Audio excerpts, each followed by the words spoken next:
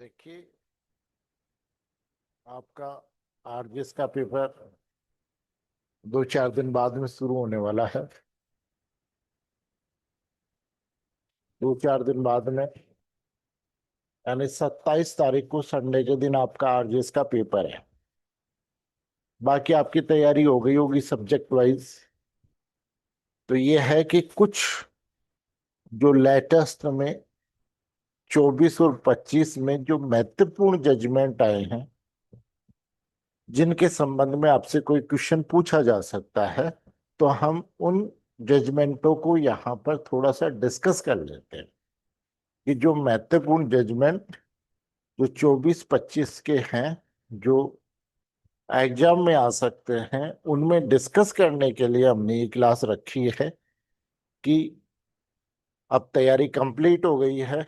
तो कंप्लीट होने के बाद में जो फाइनल टच होता है वो यही होता है कि लास्ट में हम जो भी लेटेस्ट जजमेंट है उनको देख लेते हैं। तो देखिए, सबसे पहले हम 2025 के केसों की बात करें तो सबसे पहला केस है Vihan Kumar versus state of Haryana. Case का नाम है Vihan Kumar versus state of Haryana. 2025 का केस है और सुप्रीम कोर्ट का डिसीजन। इस केस में सुप्रीम कोर्ट ने ये कहा, लिख लीजिए थोड़ा सा शॉर्ट में, कि सुप्रीम कोर्ट ने इस केस में ये कहा कि भाई, अभियुक्त को जब आप अरेस्ट करोगे तो उसका फंडामेंटल राइट है कि उसे गिरफ्तारी के कारण बताए जाएंगे। और इस केस में ये कहा कि लिखित में कारण बताना जरूरी है। इन रिटर्न, अभियुक्त को अरेस्ट करने से पहले रिटर्न में कारण बताना जरूरी है, लिखित में कारण बताना जरूरी है। तो पहला case Vihan Kumar versus state of Haryana 2025। दूसरा केस लिखिए सत्येंद्र कुमार अंतल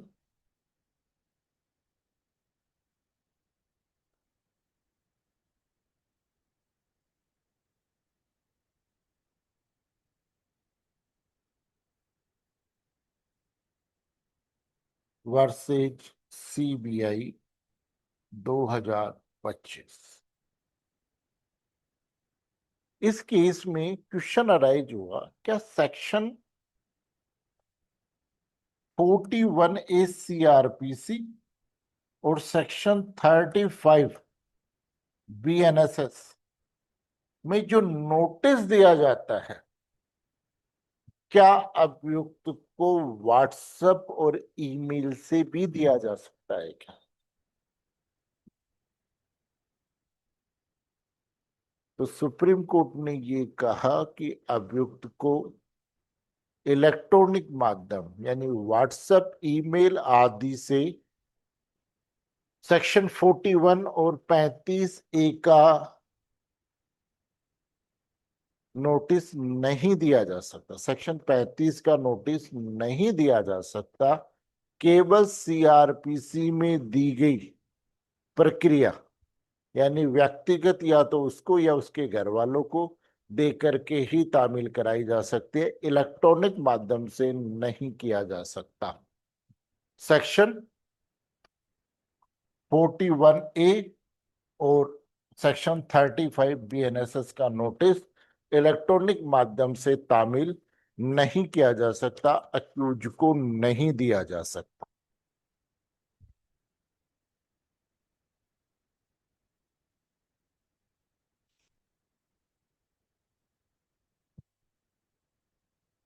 फिर उसके बाद में जो नेक्स्ट है वो है इमरान प्रतापगढ़ी। इमरान प्रतापगढ़ी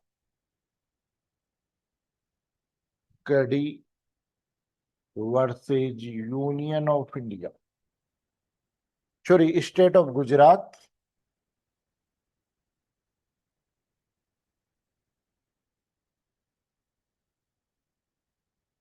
एंड अदर्स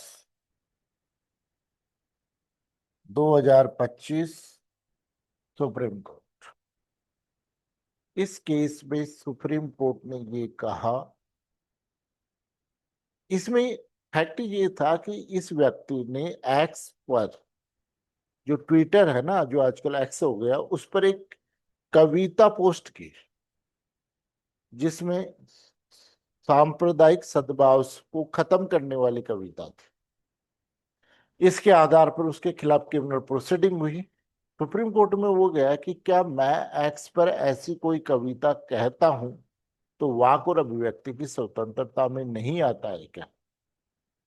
तो सुप्रीम कोर्ट ने ये कहा कि इस प्रकार एक्स पे कोई बात डालना आर्टिकल 19 फर्स्ट क में वाक और अभिव्यक्ति की स्वतंत्रता में शामिल है, और इस पर केवल 19(2) में दिए गए आधार पर ही रेस्ट्रिक्शंस लगाया जा सकता है और अन्य आधार पर नहीं। इसलिए पुलिस द्वारा की गई क्रिमिनल कार्रवाई को सट असाइड कर दिया गया, निरस्त कर दिया गया।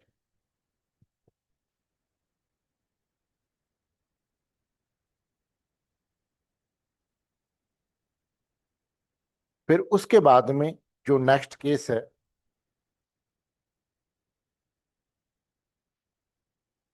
2025 का, सर एक बार इसका डिसीजन रिपीट कर देंगे, इमरान रणजीव साहब वाले। Kalita versus union of India.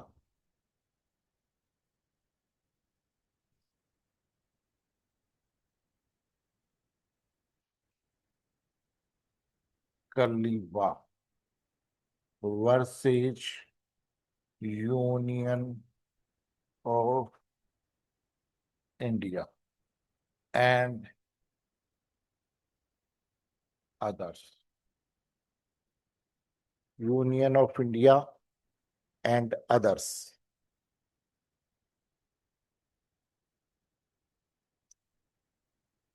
इस केस में सुप्रीम कोर्ट ने ये कहा कि शौचालय, वॉशरूम, विश्राम गृह न केवल एक सुविधा की विषय वस्तु है बल्कि एक फंडामेंटल राइट, जिनका स्वच्छ रहना आर्टिकल 21 में जीने के अधिकार में शामिल है।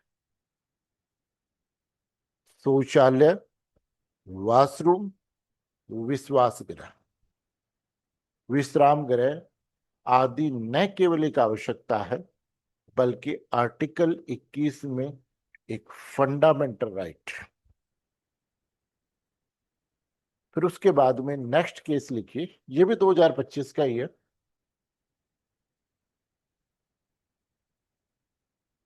फिर नेक्स्ट केस है मात्र स्पर्श एंड इंसिएक्टिव।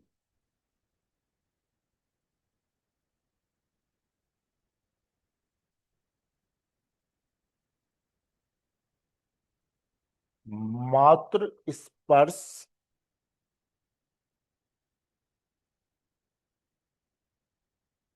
एंड इंसिएक्टिव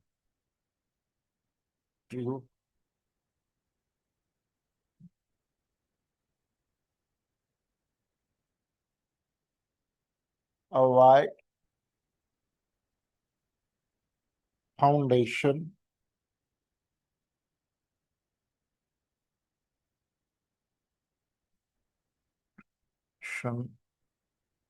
के द्वारा वर्सेज भारत संघ एवं अन्य 2025।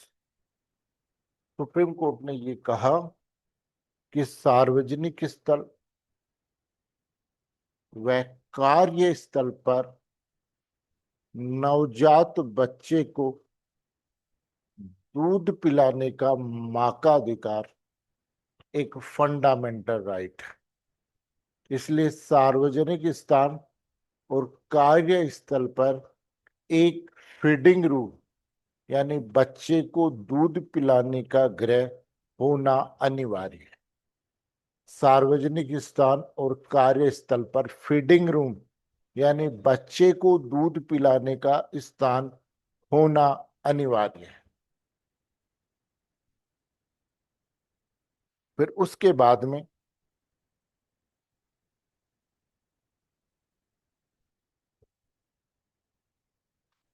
सीबीआई, सॉरी, भारत संघ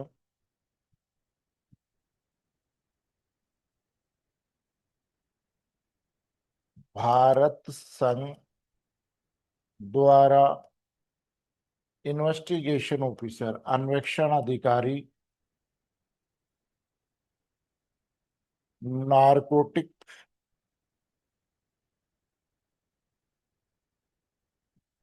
control board, narcotic control board versus मान सिंह वर्मा, मान सिंह वर्मा एवं अन्य।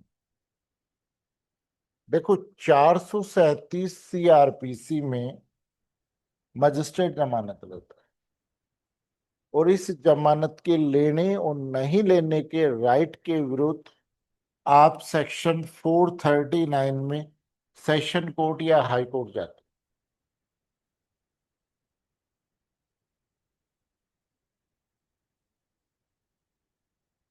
तो इस केस में सुप्रीम कोर्ट ने ये कहा कि जब 439 सीआरपीसी न्यायालय जब सुन रहा हो तो केवल जमानत पर सुनेगा कि उसे जमानत स्वीकार करनी है या अस्वीकार करनी है।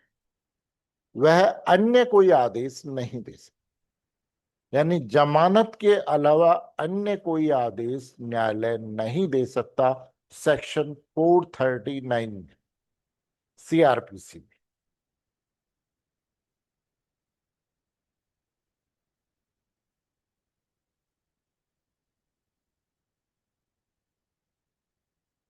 फिर नेक्स्ट लिखिए, मध्य प्रदेश राज्य वर्सेज बलबीर सिंह,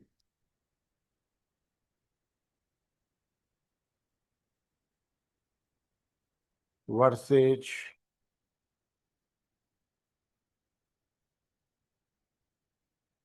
2025। इसकी गाइडलाइन अभी भी सब जगह सर्कुलेट हो रही है। इसमें सुप्रीम कोर्ट ने ये कहा है, पहली चीज तो कि बालक का साक्ष्य एक सक्षम साक्ष्य होता है। इसमें दो बातें कही, एक तो बालक का साक्षी सक्षम साक्षी होता है, और दूसरा कि अभियुक्त को उसकी विधिक सहायता के अधिकार का उल्लंघन करके अगर कोई दंड पारित किया गया, यानी उसे वकील उपलब्ध नहीं करवाया गया है और बिना वकील की सुनवाई करके कोई न्यायालय पारित किया गया है, तो ऐसे दंडादेश को अनुचित माना है, क्योंकि काउंसलर उपलब्ध कराना न्यायालय का कर्तव्य है। तो बालक सक्षम साक्षी होता है, और दूसरा ये सर्कुलेट भी हो रहा है, इस पर पूछ भी सकता है, और दूसरा विधिक सहायता काउंसिल उपलब्ध कराना दंडादेश के पहले, यानी दंडादेश किसी भी मामले में पारित करने से पहले अक्यूज को उसका फंडामेंटल राइट यानी लीगल राइट टू पुअर, यानी उसे काउंसिल उपलब्ध कराना मैंडेटरी है।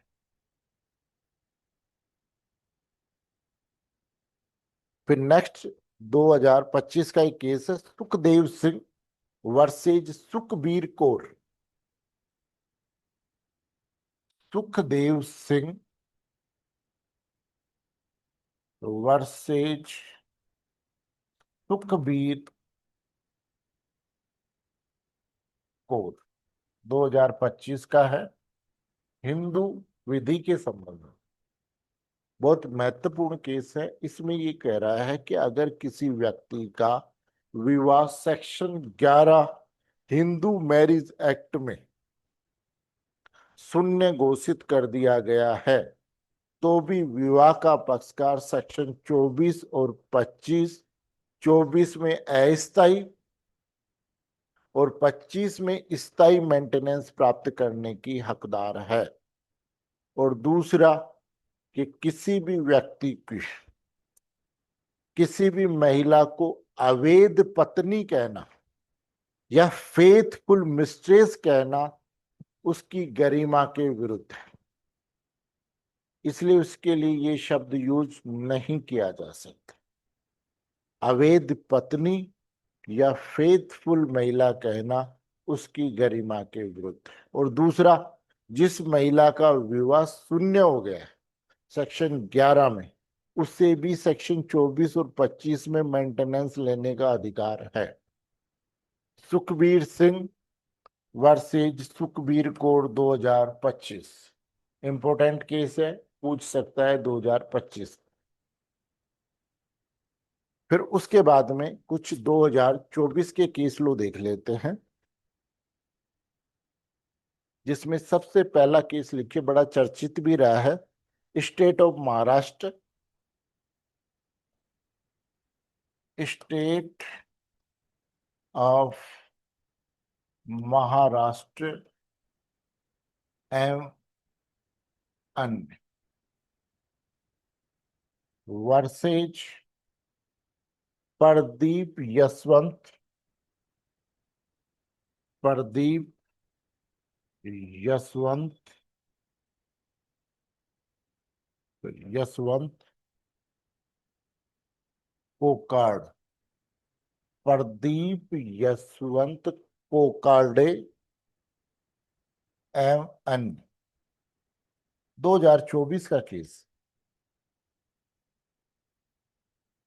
इस केस में सुप्रीम कोर्ट ने ये कहा कि जहां मृत्यु दंड के निष्पादन में,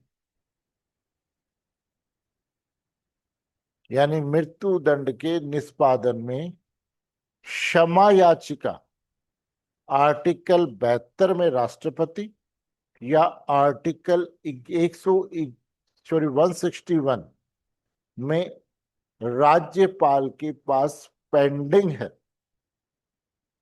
तो वह व्यक्ति जिससे, यानी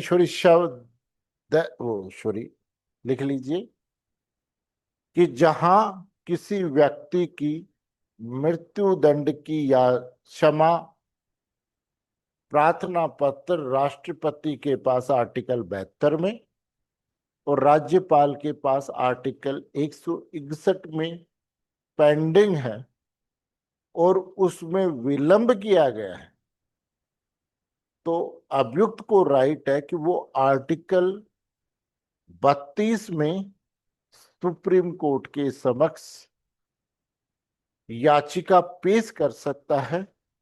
और सुप्रीम कोर्ट को ये लगता है कि विलंब से उसे पीड़ा हुई है, तो वो उसकी मृत्यु दंड को आजीवन कारावास में बदल सकता, कि अगर डिले से उसे पीड़ा हुई है तो उसके मृत्यु दंड को आजीवन कारावास में बदल सकता है, आर्टिकल 21।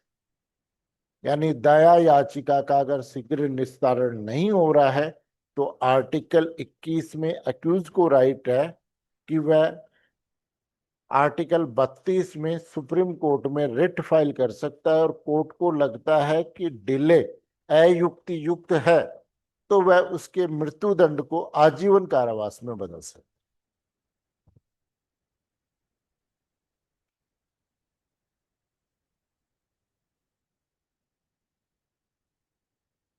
ये पूछ सकता है डॉक्टर बलराम सिंह एवं अन्य वर्सेज भारत संघ और अन्य, 2024 का केस। इस केस में कॉन्स्टिट्यूशन में 42वें संविधान संशोधन द्वारा दो वर्ड यूज किए गए थे, समाजवादी पंथ निरपेक्ष, समाजवादी पंथ निरपेक्ष।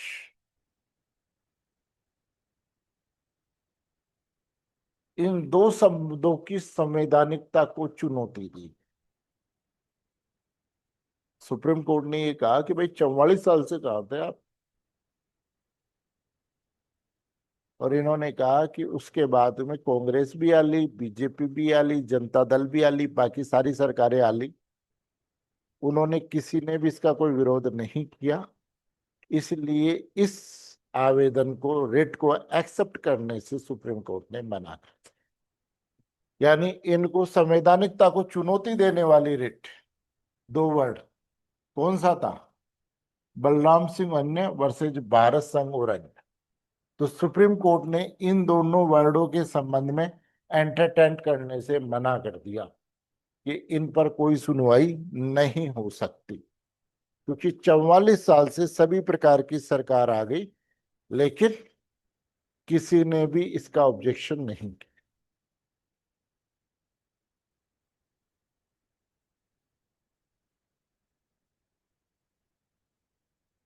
फिर नेक्स्ट आ गया इनरी। इनरी का मतलब कि राष्ट्रपति की राय के according direction in matter of in re, direction of dis direction of डिसमोलिशन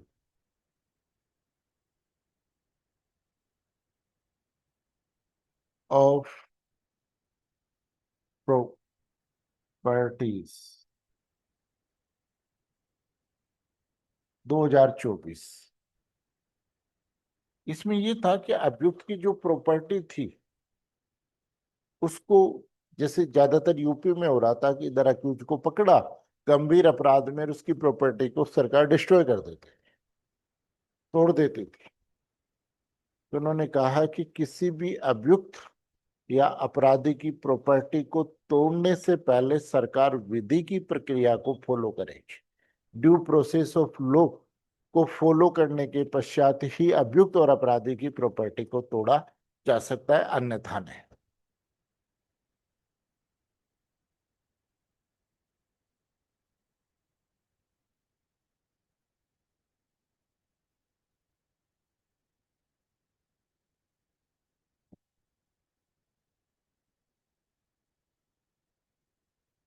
फिर नेक्स्ट लिखिए सुकन्या संस्था वर्सेज भारत संघ और अन्य।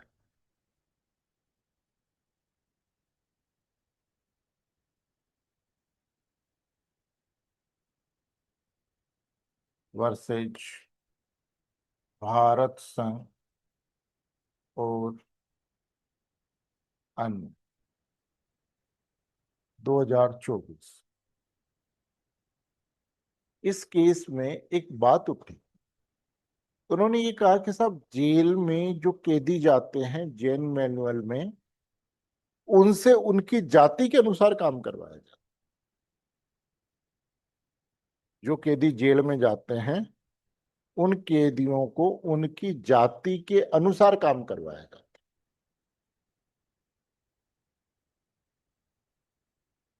इसलिए सुप्रीम कोर्ट ने ये डायरेक्शन दिया, पहली चीज तो, कि किसी भी जजमेंट में या किसी भी दस्तावेज में जाति को नहीं लिखा जाएगा। जाति नहीं लिखी जाएगी किसी भी दस्तावेज, न्यायालय या न्यायालय के किसी आदेश में।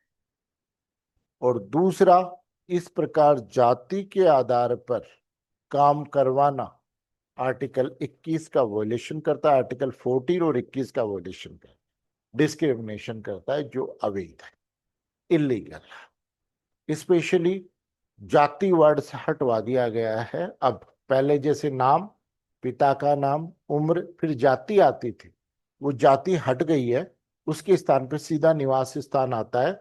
और ये कौन से केस से? सुकन्या वर्सेज भारत संघ के केस से जुड़ा है।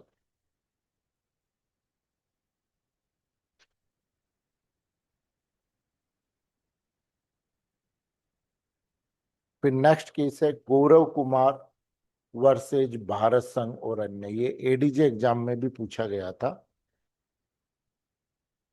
गौरव कुमार वर्सेज भारत संघ और अन्य।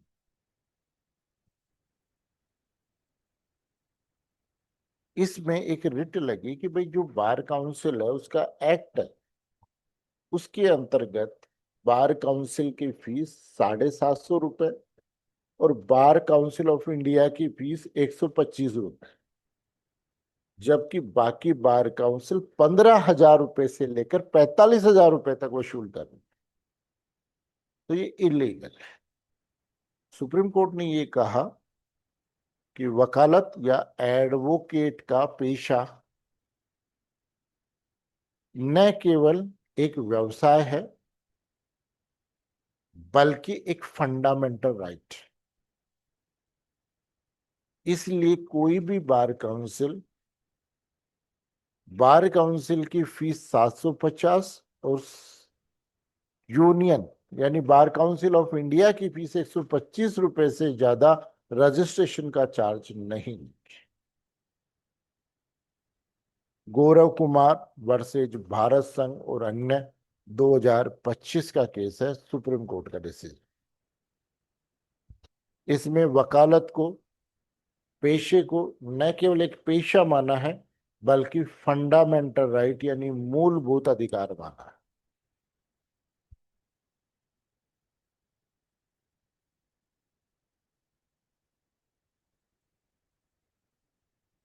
फिर नेक्स्ट लिखिए सीता सोरेन बनाम भारत संघ। सीता सोरेन वर्सेज भारत संघ 2024।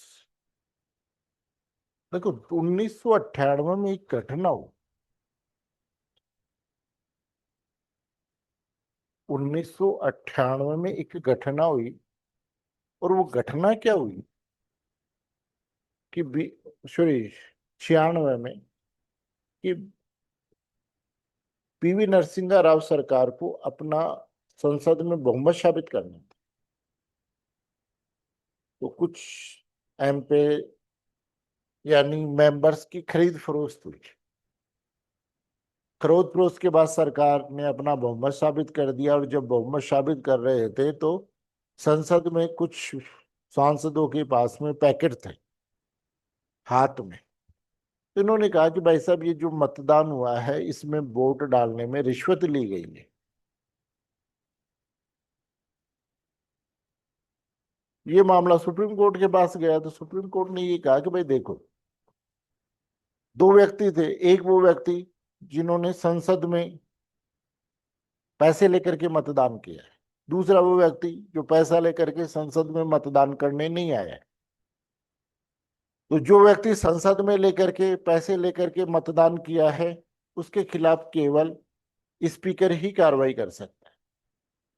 उच्च न्यायालय को, उसका उच्चतम न्यायालय को या जुडिशरी को, सीबीआई को उसके खिलाफ कोई कार्रवाई करने का क्षेत्राधिकार नहीं। लेकिन जिन व्यक्तियों ने संसद से बाहर पैसा लेकर के मतदान किया में भाग नहीं लिया है, उनके खिलाफ सीबीआई कार्रवाई कर सकती। PV Narasimha Rao versus union of India and others 1998। उस केस को सुप्रीम कोर्ट ने उलट दिया।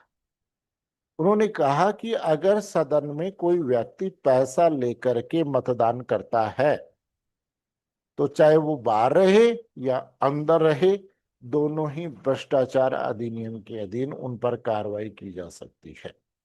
यानी संसद में अगर रिश्वत लेकर के मतदान किया गया है, तो सीबीआई उनके खिलाफ कार्रवाई कर सकती है, चाहे वो सदन में करे या सदन से बाहर। यानी पीवी नरसिंह राव वाले केस को सुप्रीम कोर्ट ने उलट दिया। सीता सोरेन वर्सेज भारत संघ 2024, कि अब चाहे रिश्वत लेकर के मतदान करो या मत करो, दोनों ही मामलों में सीबीआई आपके खिलाफ रिश्वत की कार्रवाई कर सकती है।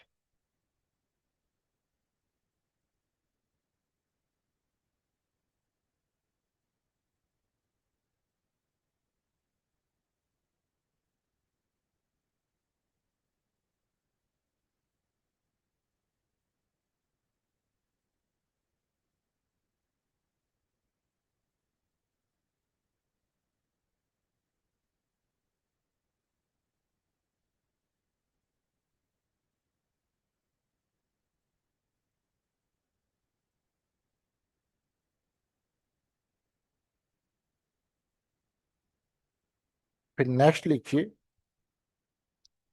धनराज अवसनी,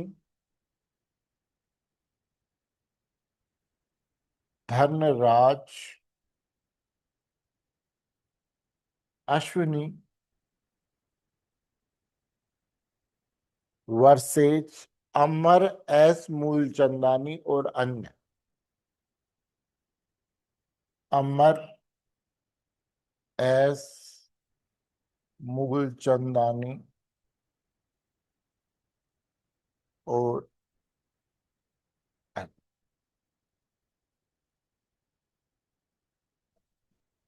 2024 सुप्रीम।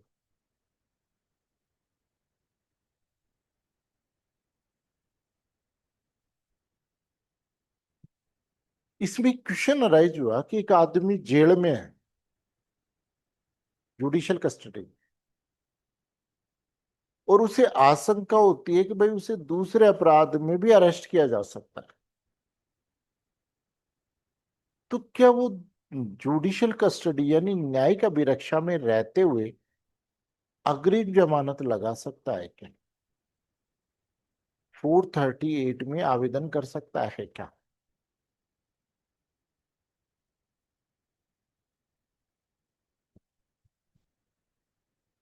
तो इस केस में सुप्रीम कोर्ट ने ये कहा कि कोई व्यक्ति न्यायिक अभिरक्षा में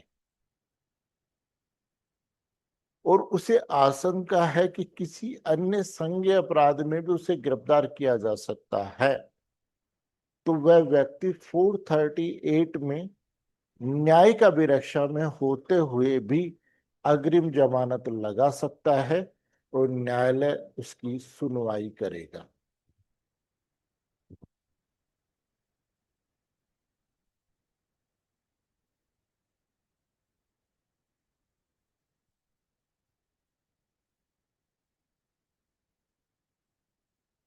फिर नेक्स्ट लिखिए, सेंटो वर्गीस, सेंटो वर्गीस वर्सेज जुल्फिकार अली एम अन, 2024। देखो, सॉरी, जुल्फिकार हुसैन, अली नहीं है, हुसैन।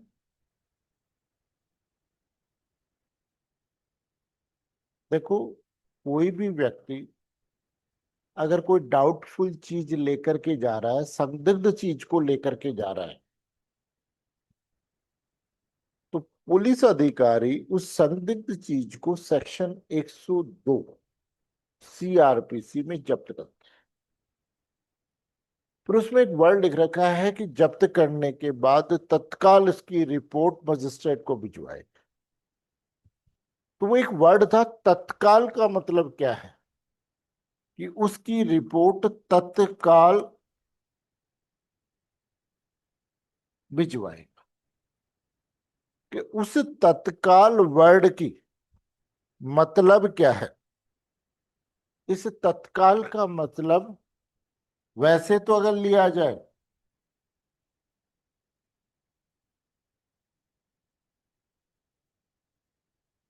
क्या होगा? उसी क्षण। तत्काल का मतलब उसी क्षण। इन्होंने कहा उसी क्षण से नहीं है, बल्कि युक्ति युक्त समय से है। इस तत्काल का मतलब उसी क्षण से नहीं, बल्कि युक्ति युक्त समय से है। रीजनेबल टाइम या युक्ति युक्त समय से है।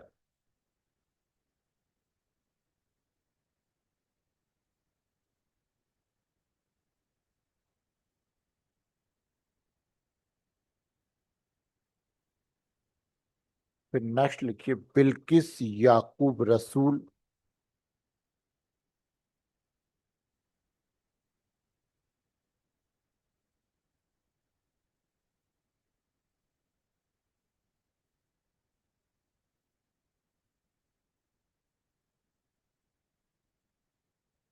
वर्सेज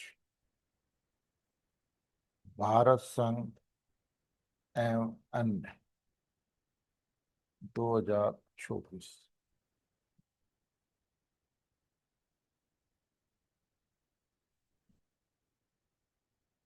देखो, इस केस का संबंध था गोधरा कांड से। बड़ा फेमस केस रहा है ये। इसका संबंध है गोधरा कांड से। इस केस की फैक्ट क्या थी समझना। इस केस के फैक्ट ये थे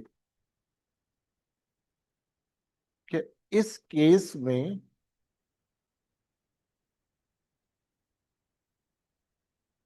ये जो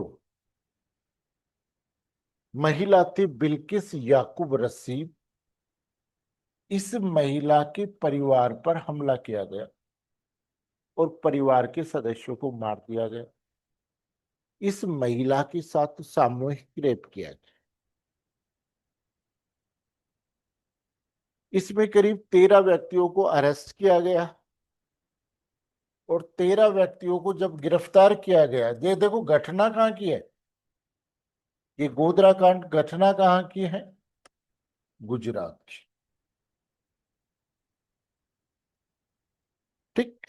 13 व्यक्तियों को गिरफ्तार किया और गुजरात में ये घटना हुई। जब गुजरात में ये घटना हुई तो वहां के ऑनरेबल चीफ मिनिस्टर पर यह आरोप लगाया गया कि ये ऑनरेबल चीफ मिनिस्टर की वजह से हुआ है। देखो, जिस स्टेट के मुखिया के ऊपर आरोप लग गया तो वहां ये उम्मीद की जा सकती है कि भाई यहाँ पर कार्रवाई ढंग से नहीं होगी, सर सिस्टम बायस हो सकता है। इसलिए इसकी प्रोसीडिंग को शिफ्ट कर दिया गया कहां पर? महाराष्ट्र में। यानी सुनवाई कहां हुई? महाराष्ट्र के अंदर। महाराष्ट्र में इन्हें आजीवन कारावास की सजा दी। अभी कुछ दिन पहले गुजरात सरकार ने इन 12 व्यक्तियों को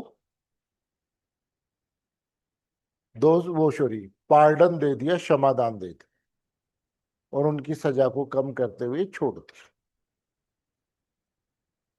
बिल्किस याकूब रसूल सुप्रीम कोर्ट गई इस बात को लेकर, इनकी रिहाई को लेकर के। वहां एक क्वेश्चन अराइज हुआ, क्या बिल्किस इसके लिए रिट फाइल कर सकती थी क्या? पहला क्वेश्चन। तो सुप्रीम कोर्ट ने ये कहा कि जरूरी नहीं है कि सरकार ही आए, अगर पीड़ित व्यक्ति भी अगर आता है तो उसे भी ये अधिकार है। तो बिल्किस याकूब रसूल को सुप्रीम कोर्ट ने कंपेटेंट पर्सन माना फॉर रिट पिटीशन। फिर दूसरा इन्होंने कहा कि भाई एक बात बताओ, प्रोसीडिंग किसने की है? सारी महाराष्ट्र सरकार ने की। गुजरात का तो कोई लेना देना ही नहीं है प्रोसीडिंग में। तो इसलिए गुजरात सरकार द्वारा की गई रिहाई अवैध है और उन व्यक्तियों की रिहाई को कैंसिल कर दिया गया गुजरात सरकार के आदेश को, और उसके लिए मना कर दिया गया कि इन्हें नहीं छोड़ा जाए। फेमस केस रहा है 2024 का, बिल्किस याकूब रसूख वर्सेज भारत संघ और अन्य 2024। यानी गुजरात सरकार के रिहाई के आदेश को इन्होंने अविधि मान्य घोषित कर दिया।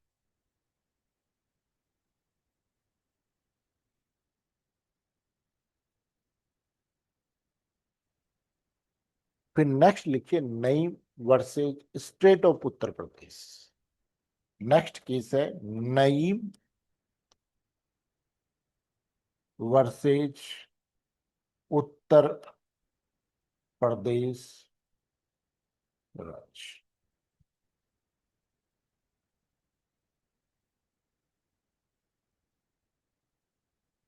कि मृत्युकालिक इस केस में सुप्रीम कोर्ट ने ये कहा कि मृत्युकालिक कथन के आधार पर दोष सिद्धि की जा सकती है। मृत्युकालिक कथन के आधार पर दोष सिद्धि की जा सकती है, लेकिन वह सत्य, स्वैच्छिक, विश्वसनीय और भरोसेमंद हो तब, सत्य, स्वैच्छिक, विश्वसनीय और भरोसेमंद हो, तभी ही उस पर दोष सिद्धि की जा सकती है मृत्युकालिक कथन के आधार पर।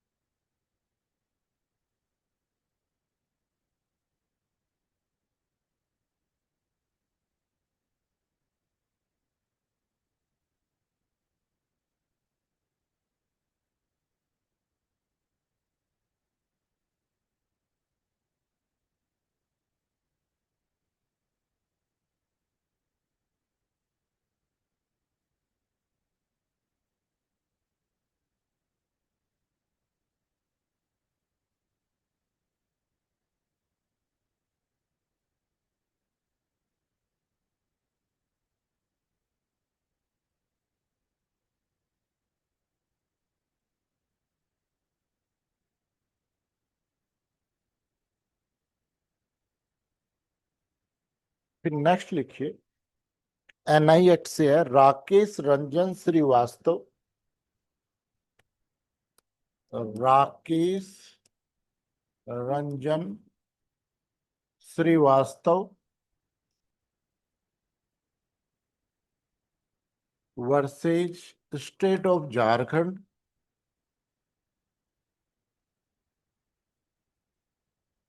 एवं अन्य, 2024। इसमें लिखिए सेक्शन 143A, जिसमें 20% तक कंपेंसेशन दिलाया जाता है चार्ज के बाद चेक राशि का। इसके लिए सुप्रीम कोर्ट ने कहा कि सेक्शन 143 का प्रावधान, ए का प्रावधान न्यायालय का विवेकाधिकार है, न कि आज्ञापन। This provision is discretionary power of court, not a mandatory provision. 143A न्यायालय का विवेकाधिकार है,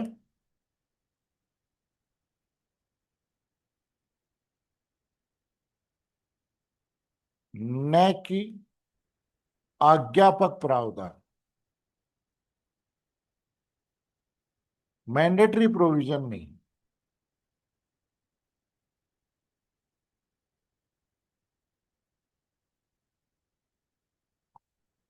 फिर नेक्स्ट लिखिए, just right for children alliance,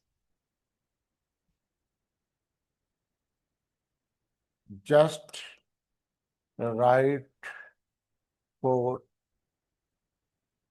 children alliance versus Bharat संघ एवं अन्य। सॉरी, एस हरीश वैन्य, एस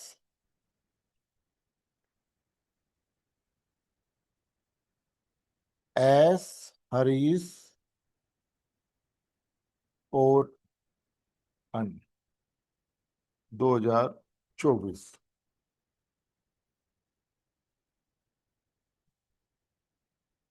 इसमें ये कहा कि किसी के मोबाइल में चाइल्ड पोर्नोग्राफी रखना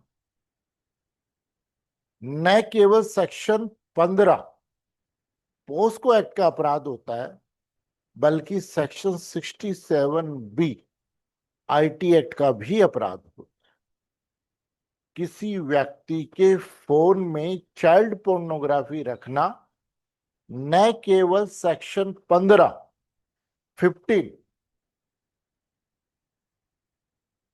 न केवल सेक्शन 15, बल्कि सेक्शन 67B आईटी एक्ट का भी अपराध होता है।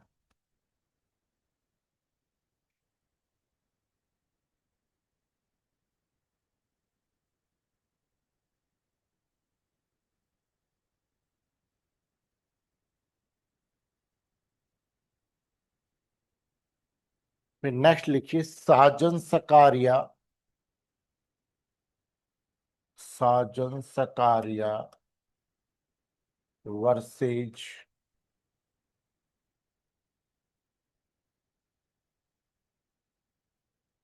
SC ST एक्ट थोड़ी है, आपके सिलेबस में है?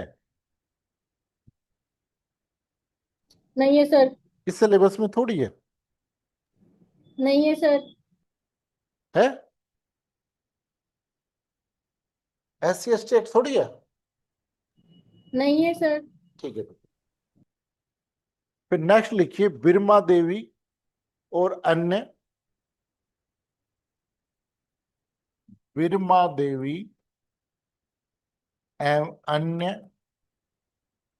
वर्सेज सुभाष चंद्र और अन्य, 2024 सुप्रीम कोर्ट।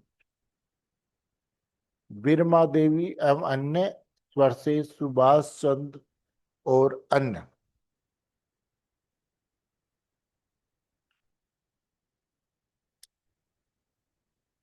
कि स्पेसिफिक परफॉर्मेंस के बाद में संविदा के विनिर्दिष्ट पालन के बाद में यदि वादी ने, स्पेसिफिक परफॉर्मेंस के बाद में यदि वादी ने संपत्ति के कब्जे की मांग नहीं की है और परिस्थितियों में आवश्यक है, और परिस्थितियों में आवश्यक है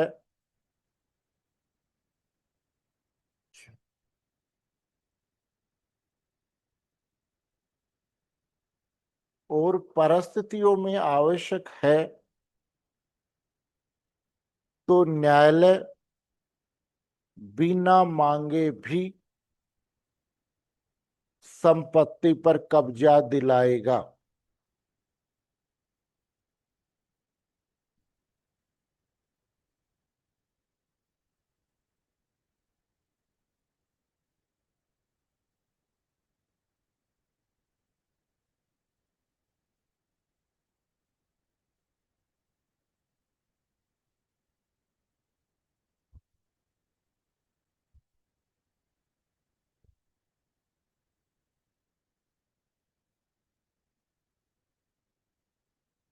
फिर नेक्स्ट केस लिखिए महनूर, महनूर फातिमा, महनूर फातिमा इमरान और अन्य, महनूर फातिमा इमरान और अन्य versus Visvesvaraya, versus Visvesvaraya.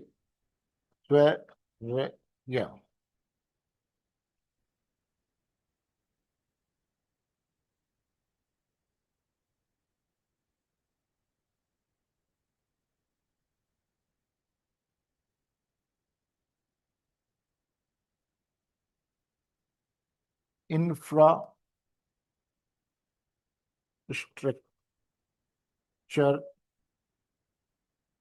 Company limited एवं अन्य, 2025। देखो पहले क्या था, आपने रजिस्ट्रेशन एक्ट पढ़ा,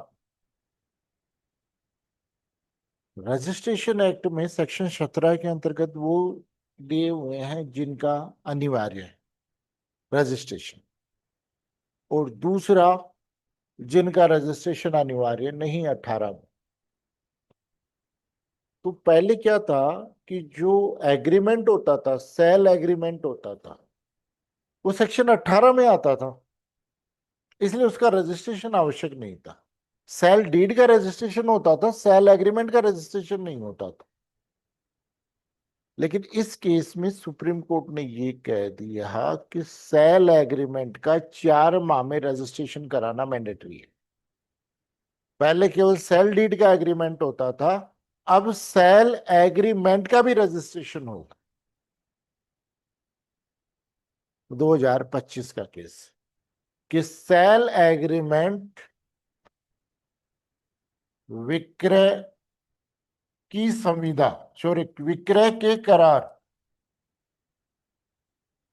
का रजिस्ट्रेशन 4 माह में करवाना अनिवार्य है।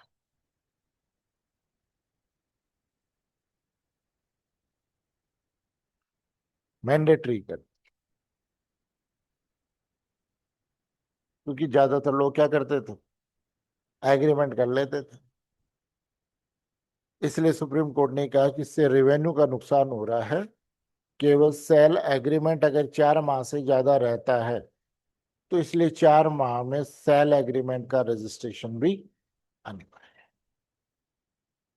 तो ये कुछ महत्वपूर्ण केस जो मेरे को ठीक लगे 2024-25 से आपसे जो पूछे जा सकते थे, वो मैंने आपके साथ थोड़ा सा डिस्कस किया है कि ये केस लो, थोड़ा सा आप एक बार और नजर डाल के जाना, ज्यादा बड़ी चीज नहीं है।